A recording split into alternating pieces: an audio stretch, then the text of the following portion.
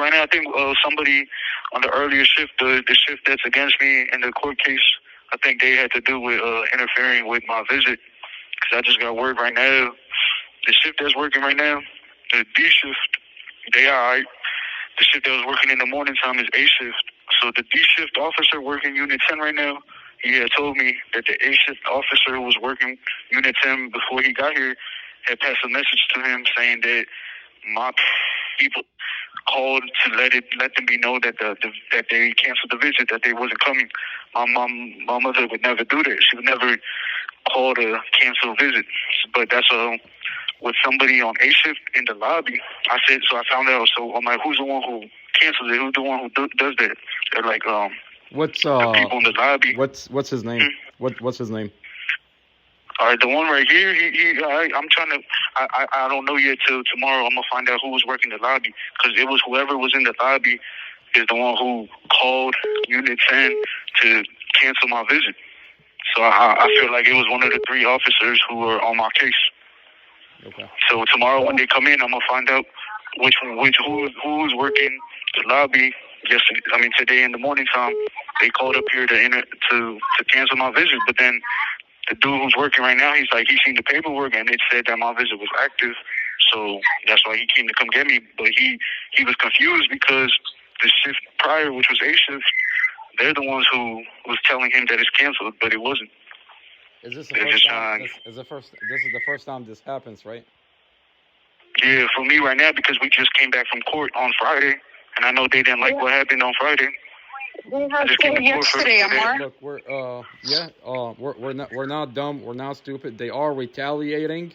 Exactly. Okay? And everything is being documented. Jason, everything is being documented. Yeah. Okay. Thank you. Yeah, because you see, it's not a coincidence that we just came back on Friday. They thought that the court case was going to be over. It got continued because my rights have to be met, and lawyers weren't meeting my rights, so they got mad, and now they retaliating back at me by canceling my visit. Can you tell Amar what happened yesterday? Everything that they told you, the way that goodness. They threatened you. They was trying to, yes. But I was spinning the law at them, so they, in the courtroom, the lawyer, this is my 3rd lawyer for this case, right? Because the other 2, I fired them because they're acting ineffective. They wasn't trying to defend me on a proper defense. They wasn't showing me my motion discovery, right? So I learned a little bit about the law throughout the process. So he just came in, boom, I've never seen him for 3 weeks. He got appointed 3 weeks ago. He never came to visit me, nothing. Then he just walks in the room, doesn't even introduce himself, just starts talking about this plea deal. And I'm like, I'm good. He said misdemeanor, a year, 6 months suspended, only do 3 months on active misdemeanor time. I'm like, I'm good. Just say time served, maybe. I don't know. Then he went back. He's like, all right, no. He said 12 months, 8 months suspended, 4 months, 2 months active time, misdemeanor time, whatever. I'm like, bro, I don't care about the time. It's not that. It's like, I'm going to win my first case. I don't want to still be here. Just say time served. He was saying no. I'm like, cool, then I'm not taking nothing. So when I walked in the courtroom, I guess they was all in agreement. Him, the prosecutor, the lawyer, also Saunders, prosecutor and judge, and I guess all the COs was thinking I was going to take a plea deal, and they never even asked me nothing. Like, this is the first time I'm hearing about a plea deal. I never asked for a plea deal. I'm asking for a fight, a trial, and all that. The lawyers is not helping me, right? So when we went into the courtroom, the judge was trying to get me to waive my speedy trial rights. He's like, the only way the prosecutor was arguing that it's been continued 9 months, and he's saying that I'm doing it on purpose. But I'm like, no, I'm not. It's not my fault that your lawyers are acting ineffective. The judge asked me, how are they ineffective? And I told him, like, because they're not showing me my discovery. They're not giving me my Sixth Amendment right due to cause and nature of the charges. Then a Sixth Amendment right, they're not giving me proper effective assistance of counsel. They're not helping me prepare a defense. All of that, so the judge was quiet. I kept speaking because the judge was going to deny him his continuance and force us to have a preliminary that day.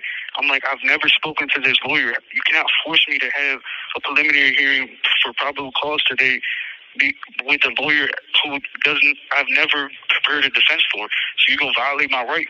And he sent me back to the room because they got tired of me talking, but because they didn't have nothing to say. Like, the prosecutor kept trying to argue to have a preliminary that day or have me take a plea deal.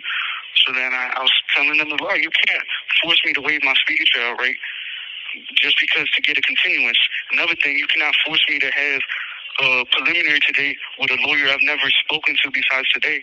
So long story short, they ended up having to continue the case because I was right, and the judge, they was upset because of how I was talking. I wasn't being disrespectful. I was just seeing their law to them and applying it. They had to apply it on my case, and they didn't like that. So yeah, the prosecutor talking about, no, the judge said I don't want to continue it, but I have to. And he's like, he's dealt with people like me before. I'm thinking in my head, what are people like me? Like, that's what the judge said. I'm like, people that know the Constitution, that know the law, and make you apply it. I'm not just like anybody else who just let you do whatever, and I don't say nothing. So then the prosecutor's like, oh yeah, the squealy ones always win. I'm like, and then I interfered like, nah, I'm gonna have my rights met. Like, you mad because I'm. What did the prosecutor say? It was a guy. He said, he told, when the judge said he didn't want to continue it, but he has no choice but to continue it. The prosecutor said, yeah, the squealy ones always win, like the ones that making noise and stuff. I'm like, nah, I'm not arguing. I'm not being disrespectful. I'm telling you your law and my rights. You have to meet my rights, and because I'm telling you what my rights are and that you guys are not meeting it, it's a problem now. But they ended up continuing it. They had to, because I spoke about their rights, and they was mad that they got continued. But yeah, got what I wanted on that because I had no choice. Like, the lawyers are not representing me right, so I'm gonna fire them. They want to tell me that I'm trying to play the system. That's what the prosecutor said. I'm like, I'm not. If two different judges dismissed the other two lawyers for valid reasons, I had valid reasons on both of them. One judge dismissed this lawyer for the reasons I put before him. The other judge dismissed the other lawyer for the reasons I put against her. Like, I'm not. If the judges are agreeing with me because I'm right on every aspect I'm hitting, you have to continue it because. Jason, what is the name of the prosecutor? That I don't know. I've never met this dude besides that day, but I can find that out. No, I got you. What's the name of the It's a guy. He's like short and white and chubby. Okay, we'll find out. What's the name of the lawyer that you have right now? They just appointed Tasso Saunders like 3 weeks ago, but I don't like his energy. He didn't even show me my discovery. He didn't talk about the defense. He didn't talk about nothing, and then trying to offer me a plea deal. And then when I said no, he's like, why are you going to risk a felony? I'm like, what you mean risk a felony? I'm trying to, because I'm innocent? Like, what the fuck you mean risk a felony? You want me to plead to a misdemeanor on something that I'm telling you I'm innocent. You've never even looked at my paperwork. You haven't even looked at discovery. You haven't looked at the evidence, and you just came offering me a plea deal. Like, you trying to manipulate me into taking a plea deal. I know the law. I've been here a little minute, bro. And yeah, then he was just quiet. He had nothing to say. So let me ask you this: are you on TSL right now? Yeah, of course. But I've been on, and I think that's another violation. I've been on TSL for 9 months without a write-up because of the case I got right now. Like, they just keep continuing it, and the jail's trying to make me like force me to stay on TSL till the case is done. They don't care if I win. They don't care if it gets dismissed. They don't care if I take a plea deal. They said that after the case is done, they'll take me off TSL. I've been complaining to the lawyers about that. I'm like, I'm being punished on solitary confinement, and then that's violating my double jeopardy right because you're already punishing me for a charge I have not had a hearing on. I haven't had an in-house hearing, a DDU hearing, a DAR hearing. I never had a hearing to punish me in the whole. I've never had a hearing in the courtrooms. I'm supposed to be presumed innocent, but you're treating me like I'm guilty and all that. So wait, why are you on TSL? Like, what got you into TSL? Because the alleged charge against me, they said assault on officer, but it has not been proven. Okay. When the officer came in the cell and hit me, he reversed it. His claim was that I strike first. But that's not the case. So that's what we're going to court for, right? So nothing has been proven, but you've already been punishing me for 9 months of solitary. I haven't caught a write-up. People are supposed to do like at least 3 months without a write-up, then they can get off TSL, but they're trying to keep me in solitary in order to like. So this incident. They have told me already. Lieutenant Harmon, Captain Powell, they both have told me if I plead guilty, they take me off TSL. If I get it over with, they'll take me off TSL. But I've refused. I'm fighting, and that's why they keep keeping me on TSL. And this incident happened 9 months ago? Yeah, December 5th. Can you do me a favor? Can you go into detail? Can you go into detail? Who's involved? Which correctional officer is involved, and what happened? And that's the case I was telling you about the other day. Yeah. Remember? Yeah. No. Did you get that? I got it. So that exact thing, everything I told you the other day, that's why I'm on TSL. Okay. For that reason. But they have proven nothing. What was the name of the correctional officers? During this, John Abrise, Anthony Tipton, Eric Lindsay.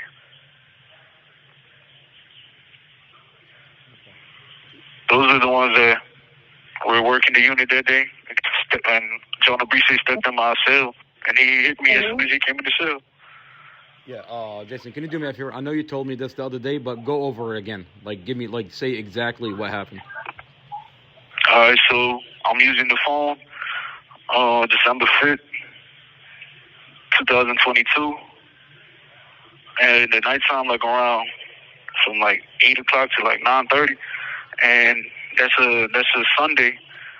That same week, prior Monday, Tuesday, Friday, and Saturday, the same shift working, A shift, it's been Lindsay and Tipton, and they're cool. They're letting me use the phone, because nobody downstairs at CPAP wants it. That day, Sunday, John Abrise gets there, and he's always trying to play around, make threats, and talk shit. So he threatened me like an hour before coming in my cell, and acting upon that threat, he put his fist to his jaw. Because he's like saying that he'll knock me up. He has said it before. He's always trying to play around. That's a lot of DCOs. It's not just him. They be playing and talking shit. So then he hit my intercom like laughing and joking, saying he gonna come move my phone. And I said, hey bro, like I always trying to start something with me. Just chill. Like there's another phone not being used. Why can't you guys go plug that in? And he's laughing. He come to my cell. He said, don't tell me how to do my job. But he's laughing. And then I'm saying, bro, chill, leave me alone. So then he pulled out the spray, acting like he gonna spray me. Lindsay and Tipton laughing because I'm calling them like, bro, make him chill. They all laughing because they think it's a joke. I'm telling you, they be playing around here a lot. They don't be thinking everything's serious all the time. So I know Lindsay and Tipton at the time didn't think stuff was serious, but I'm trying to tell them like to de-escalate the problem. Like he's trying to move his phone. You're telling me only one person wants the phone. Why is the other phone not being used? I feel like he's picking on me right now. So I said, you really better spray me for the phone. He put the spray away. He said, I don't need it for you. At the time, I'm holding the phone with my left hand. With my right hand, I have a blanket wrapped around so that he doesn't spray me in case he tries to spray me, because I didn't know what was going to happen. And I didn't want to get sprayed in my face. So he's tugging on my phone, like laughing and joking, like they're still playing around at this time. And I'm like, bro, chill, bro. Like, I'm trying to talk to them. I'm like, bro, you trying to take my phone? Can you call the sergeants? I want to talk to the sergeants, call the red team. From what I've seen the time I've been here, the red team respond. They're supposed to call the red team every single time someone refused to give up a phone. So that's what I was expecting. I've seen it so many times. So I could talk to the sergeants because the other two officers on unit wasn't trying to help me. So, he was after putting the spray away, he was like tugging on the phone, tapping on the receiver to hang it up, and then he did hang it up. So and I'm like, nah, you're not getting the phone. Call the sergeants, man. Like he really picking on me. I'm not going for it. And then he went to go and plug the phone. And telling Tipton, pop the door. I didn't think he was gonna pop the door. Like I didn't think that they was allowed to do that. Thought that they had to call the sergeants and shit, because CPOD at the time is a lockdown unit, so you gotta have the sergeants there. And so then after like 10 times telling Tipton pop the door, he popped the door, and I'm expecting for him to push me or try to take me down. I wasn't gonna resist nothing, but as soon as he walked through the door, he punched me. I dropped the phone, I dropped the blanket. I was in shock. So I started defending myself. Lindsay came and he touched my shoulder. Then Abrise hit me again, and Lindsay let go. So I defended myself again. Then I see Tipton come in the cell a couple seconds later, probably 30, 40 seconds later, and point the taser at me. And I tuck up and he shoot me in my arm. And then I tell Tipton, turn it off. He said, get on your stomach. I did. And then they put the cuffs on me.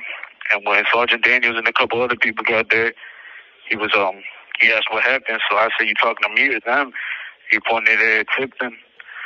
And then Tipton started talking, and Castro was refusing to give up the phone. Then Breeze just jumped in talking about that I hit him as soon as he came through the door. And I said, no, I didn't. Like, that's a lie. So I know Lindsay was like 10, 15 feet behind him. And I'm like, bro, you the only one who's seen what really happened. Like, you seen him hit me first, bro. And he just keep telling me, relax. So at the time, I'm like tearing up. Like, bro, I would not put my hands on no officer. I was defending myself. You seen that. They're not going to believe me. You're the only one who can tell the truth right now that you should hit me first. And he just keeps telling me, relax. And I'm like, bro, just say I'm lying and I'll stop talking. But he wouldn't say that. He just kept saying, relax. So I'm like, I'm thinking that he going to tell them the truth after everything's said and done. But he didn't. He went with a brief story. And so when Sergeant Daniels walked up to me while I'm on the floor, he's talking about why your bitch ass crying. I should stomp your bitch ass face out. And I put my face on the ground thinking he was going to stomp on me because the other one just came in my cell, hit me. And I tried to defend myself, and he said I hit him first, but that's not the case. And then, yeah, so I'm asking, so he just let do that. Like, he could just hit me, and the sergeant could just talk to me like that, and just put me in the cell. And then I had to bug for a couple hours to go to the hospital because my back and my left elbow was in pain because when I went down to the floor, I guess after being tased, it was hurting me. And yeah. Hey, Jason. So the videos. So I just want to let you know that there is videos that we're gonna get for the beating. The process is you can FOIA request the videos, and they're because the same videos for my brother's beating. We FOIA requested the videos. They have the videos, but they're not giving. Yeah, look, I have. Yeah. In CPRA at the time, there's 2 cameras, and it just so happened to be a coincidence that both cameras catch the corner of my door, but they like dissect to like an X where my door is a blind spot. So it's just so weird. I try to tell that to the lawyers, like, how is there 2 cameras, one pointing to the right side of my door all the way to the right, the other one pointing to the left corner all the way to the left, and you can't see my door, but every other door in CPOD is in camera view. I'm telling them if the camera was pointed at my door, you would see him pick up his hand and hit me as soon as he came in the cell. Yeah, so we'll get to the bottom. But what is on camera is that day, an hour before, he had made the threat to me. That 4 months later, the same threat on Unit 10 on March 30th, around like 10 at night, 10:30. So there is videos. We're gonna get to the bottom of it. Yeah, definitely. Yeah, we're gonna get to the bottom of it. We're gonna get those videos. Can you do me a favor? Can you state the date and time that this incident happened? December 5th, 2022, from like 7:30 p.m. That's when they got on shift to around 10:30 p.m. Around probably 8 o'clock or 8:30 p.m. on December 5th, 2022. That's when he made the threat. Around 9:30, that's when he came in the cell. And then March 30th, 2023, around like 10 o'clock, 10:30 at night on Unit 10. That's when he made the same threat that he made prior, like laughing and joking about it. The incident from December 5th, that was in CPOD, Unit 18. Jason, can you do me a favor? Can you state your first name, last name, and inmate number? Name, Jason Castro. Inmate number 2000759. Okay. Jason, you were... today, I think... Yeah, go ahead. I said, yeah, I think that the same shift that all the incidents happened with, I think they're the ones who interfered with my visits and tried to cancel it. They told the shift that it was canceled to pass the message. That's why it was a problem today. They didn't put me in the visit till there was like 4 minutes left because they was confused, thinking it was canceled because somebody on A shift who was working the lobby today, September 23rd, had called up here in Unit 10 and told them to let them know that my visit was canceled. So the person on A shift working Unit 10, he told D shift right now, who's working right now, which is Officer Dick, and he just was confused because he's like, officers for A shift told me that your visit was canceled, but I seen on the paperwork that it was still active, so that's why I came to come get you. But I don't know why they told me that it was canceled. I think they did that on purpose. Hey, Jason, what do you know about the Red Team, and why are they called the Red Team? Red Team is just like, it just consists of like sergeants and COs anytime there's a problem or issue, they're supposed to be called to like handle it. To like sergeants are better to address the problems. To like in cases like that, refusing to give a phone, sergeant's supposed to be called. The red team's supposed to come. So that's what I was expecting, to talk to the sergeants. Like, I'm tired of the COs trying to abuse their power on and trying to pick on me, and they all laughing about it, about the phone. So that day they didn't call the red team. I was confused. But they normally called it, and majority of the time, each shift, there's 4 different shifts, A, B, C, D. They all got their own red team. And majority of the time, they just don't themselves beat people up. Yeah, they've been getting away with a lot, man. I've seen a lot over here. It's just some people don't push the issue because they're not willing to fight at court. They take misdemeanor plea deals because they want to go home, which I understand, but they don't be willing to fight, or they don't have the support to push the issue of the excessive force they use here. What is the name of the correctional? You have 1 minute remaining. Jason, you've got 1 more minute. What are the name of the correctional officers under the red team? There's a whole bunch of different ones, man. Like, they switch all the time. The one that attacked you. What are their names under the? Oh, those wasn't on the red team. Wasn't called that day. It was just normal COs working the unit. It was the ones I gave you. John Abrise, he's the one who hit me. Anthony Tipton is the one that tased me. Eric Lindsay was just in there. Just heard right now, I think. You were right next to Mustafa Al-Jazari, correct? That's in Unit 10 S block. Yeah. Okay. What date were you next to Mustafa Al-Jazari?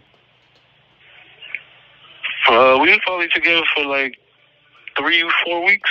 The past month, probably like almost the whole month.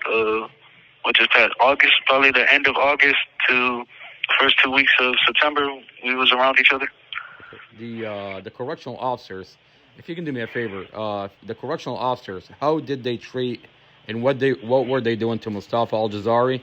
And if you can remember names, go ahead and like name them. Like, how did they treat Mustafa? Anytime he would like ask for something, they try to like work him, like not get him simple requests, like he asking for trimmers on trimmer day. They trying to make excuse on why they can't go get them.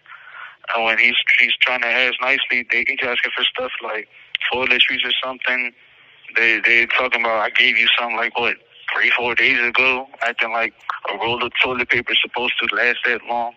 But yeah, it's always different officers. Like, can't remember every day like which officer it is, but it's a whole bunch of different. They do treat us like they can't do nothing. Like, even though that's their job to get simple stuff we ask for. Yeah, we don't have too much on Unit 10. We don't have too much interaction with them for real. It's mainly in C-PUD and D-PUD. That's where we have to have no choice but to like beg them to use the phone to get his clothes or something like that. Were you there when the incident happened of the beating, when they beat Mustafa Al-Jazari? No, I wasn't there. That was in C-PUD. I wasn't in C-PUD at the time. Okay. Did you witness the correctional officer ever taunting Mustafa or airing out his charges to the other inmates? I know just one time over here, I'm trying to remember what staff it was. I think it was Hill. I think he on D shift. I think he was when he was up here. He was just saying the charges that he had, and that's how I found out what he had or what he was fighting. You're saying Hill was airing out his charges? Yeah. When he was up here, like he's always. I'm telling you, it's a lot of them who be trying to joke around and play a lot, and like fake made threats, and just talk shit. Like he one of them. So how did that happen? A lot of them like that. Yeah, how did that happen? How did he say it? And you said that's how you. I mean, when I was just watching TV one day, I don't know what I think. Mustafa asked him for something, and like he always got like a little attitude when he talks. So I forgot what he said. Something about like he made a subliminal like now when you're killing people, like you're killing babies or something like that. So that's what I heard, so which implied to me that that's what he was fighting, something like that. I didn't know specifically what it was, but he said that some Hill had told him like killing babies. Like that's when he walking by the unit. Like I just heard through the door, and yeah. Sonic, the incident with the stabbing. Did you witness anything that when Sonic was getting stabbed? No, I wasn't there. That was on another unit as well. But I heard, that the COs, they popped the door. I forgot which ones were working that unit. What date? I was in a different unit. What date was that incident, and what unit was Sonic in? I can't tell you. I think it was last month, but I can't tell you where he was at the time. I don't remember. What did you hear about the incident, and what happened? What I know is like, because one of the guys who got in trouble for it came down to where I was at, Deepa. I asked him why he over there, and he said somebody got stabbed up, and then so I didn't ask him no more questions about that. So when he was on TSL, then I heard who they was talking, and they said that Sergio was the one, Sonic was the one who got stabbed. Jason, other inmate, what are you like? Are you witnessing anything they're doing to other inmates? CPUT a lot at the time, but right now, no, because it's like where I'm at is like more, there's not a lot of people over here. It's a few people, and there's few COs. They don't really interact with us that much over here on Unit 10 and 11 for solitary. But in CPUT and DPUT, they do, and they're like, I know they be for simple stuff. Somebody kicking the door, somebody flooding, they go in there, beat them up, strip them for their clothes, take everything they got. Seen a couple of those, but it's just the people who don't. Like there was one time I seen Lindsay too. There's a guy in cell 6. He was just standing at the door getting ready to go to the shower and talking to medical. Then Lindsay just tried to push him back in the cell, and the guy just stood firm. And then that's when Lindsay like grabbed around his neck. So the guy was just holding himself up. Then they ended up pushing him in the cell and closed the door. Right then the sergeants came, red team came. They went back in the cell, slammed him on the ground, tased him, and took all his stuff, stripped him, pulled him out the cell naked, and went in there to look for the taser stuff. Then dragged him back in the cell, and then he just tased him again. I'm watching him. They just shoot him in his back. Like this one happened like for nothing. He's on the ground, not doing nothing. He's already been tased. He's naked. They just shoot him again. Like officer said, if you move, we're gonna light you up. And that one is like because I don't remember the full dates, but seeing that one in there, I'm pretty sure they charged him with assault because they had to cover their own asses. Do you remember another one more recently I saw was do you remember the inmate's name? Nah, I don't. Okay. I do remember this inmate guy named Jeremiah Musan. He was a couple cells down from me in CPUD. And Barrett saying that's A shift. He wasn't trying to give him the phone, and he's just asking for the phone. So then they went up in his cell because he was having chest pains. And then he said Barrett just came at him being disrespectful. And then the red team just went in there. I didn't see nothing, but when he came out, he was in a wheelchair. His face busted open, and he looked like he couldn't breathe and stuff. And then the guy, he got transferred to another jail. So I didn't know nothing else about him. I don't know why they went into jail. Do you remember the date? Beat him up. Do you remember the date and time? That I don't. I'm sorry. I don't really pay attention. You're good. Do you know the name of do you know the name of the correctional officer in that red team? Barrett. He works A shift. Bernie was there too. Bernie, Barrett. They're the ones who was mainly hitting him. Okay. What other incident did you witness? I've been here for a little while, so I've seen a lot. Like, I don't fully remember the names of everybody. That's fine. Go through, even if you don't remember the date or time, go through the incident. Connect. It's like a puzzle. It's Jason. I want you to know like it's a puzzle, and these are the same correctional officers that are doing the same thing to you, to other people. Oh, his majority is A shift, like the same shift that I got the case against. Tipton, he be involved in a lot of them. I think that's why they made him work in intake now. Like, he doesn't work the units no more as much as he did a year ago, 2 years ago. Because it's mainly A shift I see that go in cells and are always using force on people, which then turns into excessive force. And it's just little problems that they could prevent. It's like somebody flooding, somebody kicking a door. You don't have to go in the cell to use excessive force, but I've seen it so many times in here. I don't remember everyone's name and stuff. Yeah, what's up? Sorry to interrupt you. Remember that guy that you used to tell me? I think it's Michael. That they was like beating him up, giving him his medication and all that. Remember the one that you was helping, talking to him? That's Espinosa. No, that was Espinosa. Michael was next to me during the time, but Espinosa is a Spanish guy. They were going there, beat him up all the time. Like it looked like they was in his cell almost every day, just like throwing him around, tasing him. There's a couple of them, but these guys just don't know what to do. They don't push the issue. They don't address the problem. There's another guy who's a white boy. Espinosa, that's the Spanish guy. Espinosa was his last name. I think his first name was like Jacob or no. That's the white boy. The white boy's name was Jacob or Jacobson, something like that. There's another one. They were going there, throw him around. Yeah, sometimes these guys are kicking the door, flooding. They threw poop on the window, but it's like it's dumb shit that they go in the cell like to just throw them around, strip them of their clothes, get them naked, and then say stop resisting, and then just start beating them up. If the person moves a slight wrong way, like they just start throwing fists, kicking. Lindsay was in there. Oh yeah, before Barry did that thing to Jeremiah Musan, like I think what was it?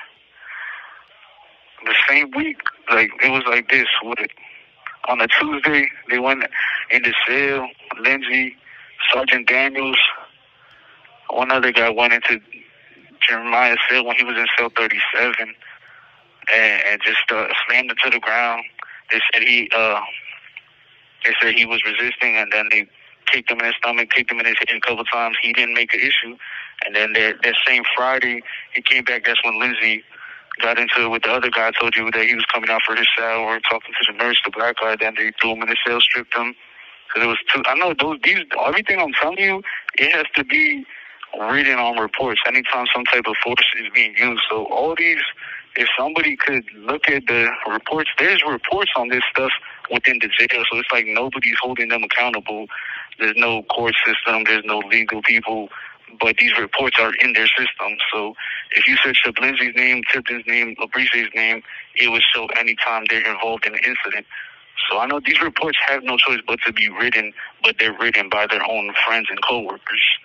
Everything I'm talking about can be seen. I promise you, it's here. The information is here. Yeah, I promise you, we're gonna get these reports, and we're gonna get the videos for those dates. Do you remember the date when this incident happened? No, that I can't tell you. I've been locked up for a little minute. You know, when you locked up, you don't really want to think about the time. Is it this year or last year? For which incident, though? This incident where they go in, strip someone. With the one with Lindsay and the black guy in cell 6, that was this year. Jeremiah Musan, both of those incidents was this year. The one with Barrett and the one with Lindsay and Sergeant Daniels.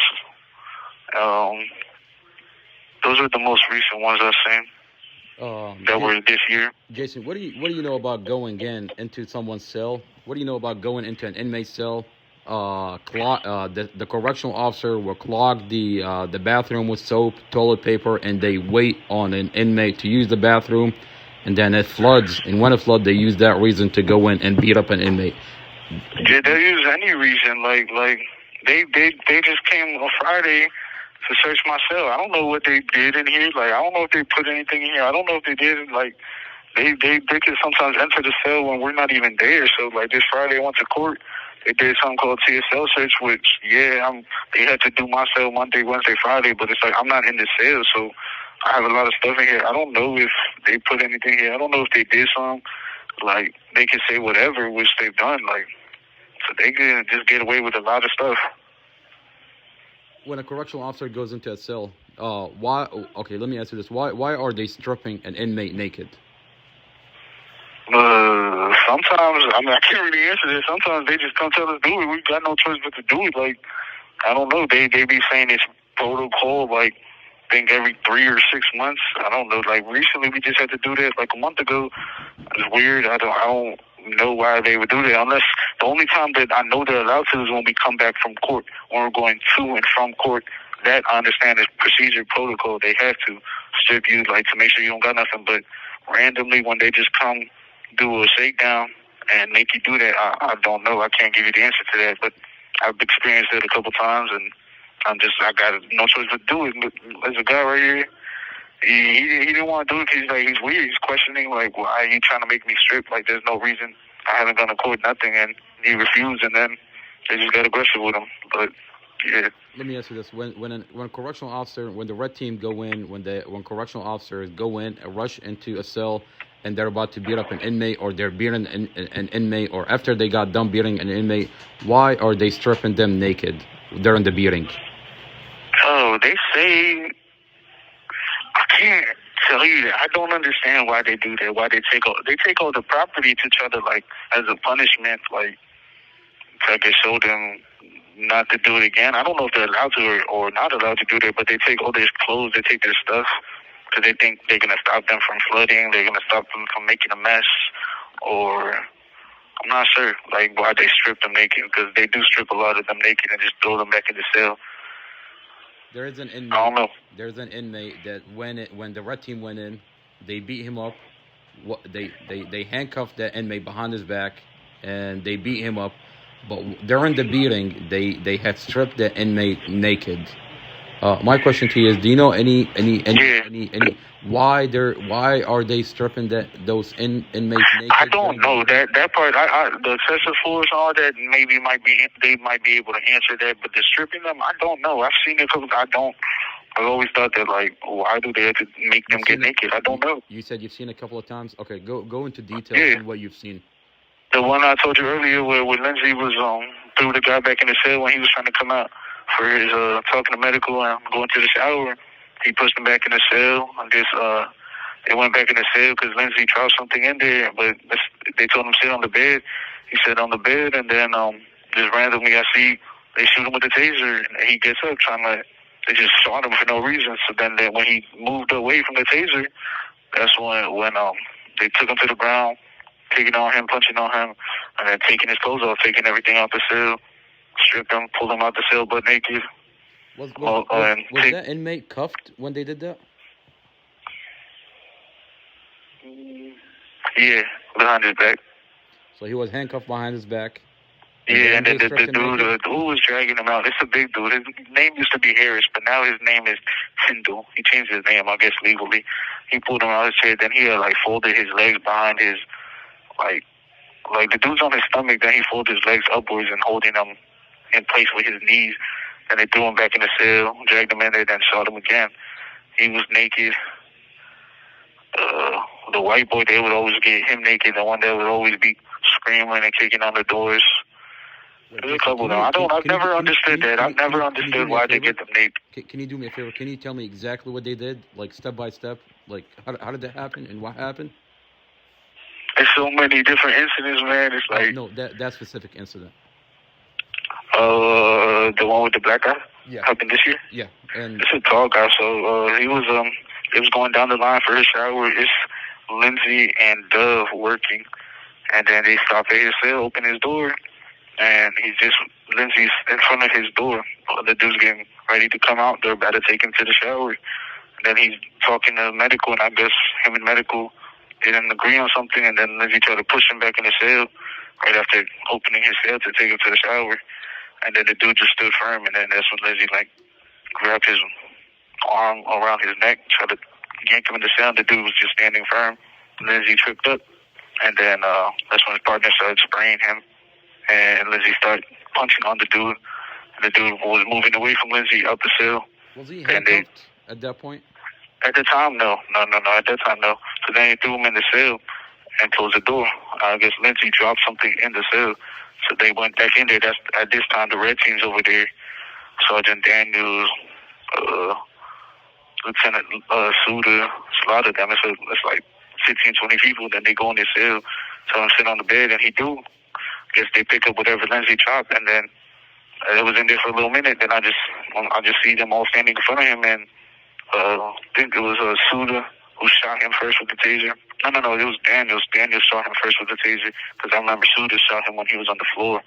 But yeah, Daniels shot him with the taser. I didn't even see the dude flinch for no reason. So like they shot him for no reason, and then he like moving away from it because of course you getting tased, and then they picked a couple of them, picked him up, slammed him, put him on the floor, started stripping him from his clothes, dragged him out the cell. Was he handcuffed at that point when they were? Yeah, at that point, like when they was pulling him out the cell, he had the handcuffs behind his back, he naked. And they put him back in the cell, took off the... So wait. They handcuffed him behind his back, and then they stripped him naked? No. They stripped him naked, and then handcuffed him behind his back. Okay.